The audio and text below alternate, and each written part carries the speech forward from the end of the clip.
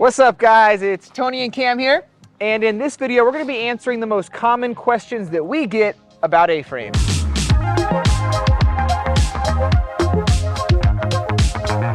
So after looking through on Instagram and seeing all of these comments and questions, I picked out a few that I want to ask you. The first one, why A-frames? Dude, you're interviewing me? Is that what we're doing? So that's a really good question. You know, we started doing container homes back in 2016. We've been doing it for about 7 years now. And I love containers, but I think I'm more in love with unique spaces than I am exclusively with containers. So I always felt like A-frames were really cool. They're really unique. And we had a unique opportunity with our landlord, who's a roofing company, and he wanted to do the same thing. So it was just kind of like a match made in heaven there. What is your favorite part about A-frames? For me, it is the steep roof. I think like the architectural style of that is super modern looking, but also like kind of vintage because it's from back in the 70s and in the 50s. So I just think the shape is really unique. You don't see stuff like this often. And I also think like two things that come to mind are like the exterior metal roofing that we're doing. I really like that. Yeah, it's the really nice. standing seam metal roof. And then the interior like this, I'm starting to lean towards the wood interior. I do think it just gives it a really clean look. What are people using these A-frames for? Yeah, so I feel like there's a lot of flexibility in terms of what you can use it for. The number one thing people are doing is Airbnb rentals. So everyone we've built so far has been a nightly rental. And it makes a lot of sense. Like if you look on Airbnb, if you follow a lot of the top kind of gurus on Airbnb, and you see those videos where they start to rank things by structure, you'll start to notice the A-frames are always in the top 3. Oh, wow. You know, they exceed tiny homes, container homes. I think they might lose to tree houses. So if you make a tree house, that might be the play. A-frame tree house. That would be even cooler, right? So, but yeah, they do really well. Like some people might be familiar with the A-frame in Zion that gets over $700 a night. Wow. And it's booked out pretty well. I mean, I think it's making $20,000 in a month. I mean, so that's an anomaly. That's a unicorn. But even if you can do a third of that, that's incredible. Now I'm going to turn the tables a little bit. I want to ask you some questions. These are things that people are wondering. Are A-frames easy to build? Yes and no. As you can see, it's a small structure, and it's not as much material as building a container home or something like that. So from that standpoint, it's a smaller time frame to build. Easy, I would say you probably have to have some skill because there's tons of angles that go into every cut you do. Nothing's square. So you just have to make sure you're, taking into consideration that it is, angled. So, but I think they're just fun to build. Yeah. I wouldn't say they're easy or harder. It's just fun. Yeah. It just takes a lot more concentration. That's fair.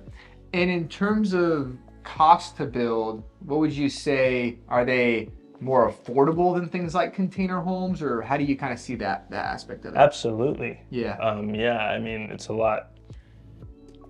I don't know if it's smaller of a space, but I do think you use less, because of the 12-foot footprint, we can actually use one piece of shiplap, instead of a 20 to 40-foot wall, we're using 2 or 3, Yeah. So. Now, one of the most common questions that we get on social media when we're posting stuff, and it's a really good question, is where's the bathroom? It's right back there. Yeah, right. In a different model, it might be back there. Yeah, so we have an extended model where there is a bathroom against the back wall. So basically, you would have a side entry door, and then it would go bathroom, and then the bedroom, kind of where the door is on this one. Yeah. Yeah, bathrooms are unique in this space because it's all about that pitched angle. There's not much space up top. So yeah, usually we just separate the shower and then separate the actual toilet and vanity. So even if it's 2 spaces or one big wet space. Yeah, and the one we're in now, it's part of a group of 5 of them. They're going to a property that's really set up more like a campsite. So they have kind of like communal style restrooms that, are going to house people for that. Yeah. So these units didn't need bathrooms in particular. Yeah, these are glorified tents, honestly. Yeah. If you don't like actually setting a tent up and freezing at night, You know, this thing's insulated. It's got heat.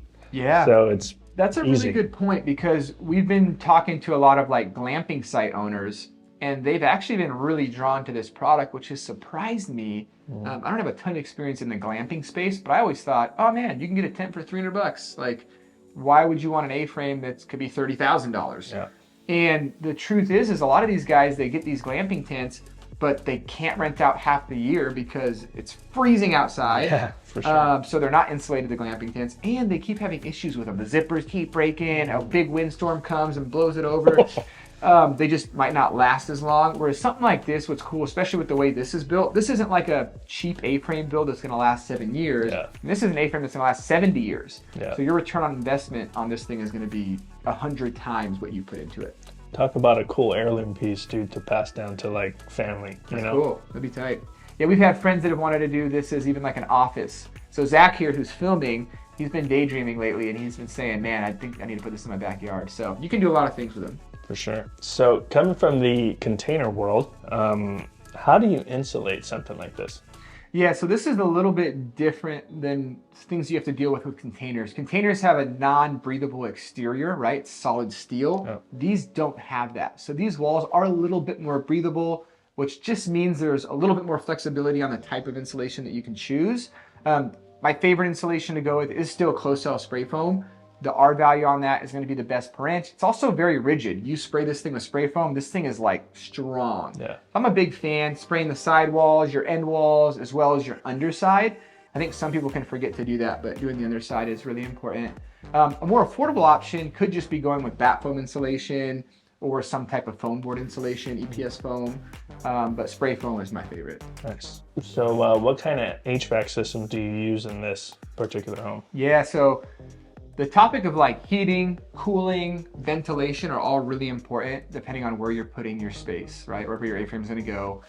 For heating, it can be as simple as plugging in an electric heater. I mean, this is literally such a small space. It's like heating a closet. Yeah. So you can get like a $30 electric heater, plug it in, and honestly, your space is going to be warm. Air conditioning is a little bit more difficult. We love using mini splits in our container homes. In here, it's kind of awkward to try to mount a fan and a condenser, and how do you plug it through the wall? You know, if you're doing a much larger A-frame, I'd say go with a mini split all day. Sure. For these tiny spaces, we like to just use the portable AC units, and we'll just vent them right through the floor. Nice. And then in terms of ventilation, if you're going to a climate that say is super cold or high humidity, you're going to want to really think through that. That might mean you add, you know, a little operating window just to allow some fresh air in here. Maybe you add a little heat exchanger, things like that, because you don't want this to just build up with moisture as well. Yeah, for sure. All right, last question. It's my personal question for Cam. Cam, what's up with this tape back here? Oh, we're actually doing a mural for these 5 going out to Zion. Yeah, that's just the beginning of it. So it's like just trying to stay true to the triangle shape behind us. So I'm not going to show you exactly right now. It'll be a mix of mountains and rivers. So That's coming right. soon, you can check that out. Well, thank you guys for hanging with us. If you are a DIYer, you want to build your own A-frame, we put together a guide for you. You can get that for free, linked below. If you're interested in these models, we do have 2 models. We have this specific model, and then we do have a longer model with a bathroom. Check them out on our website, alternativeliving spaces.com. Awesome. We'll see you in the next video.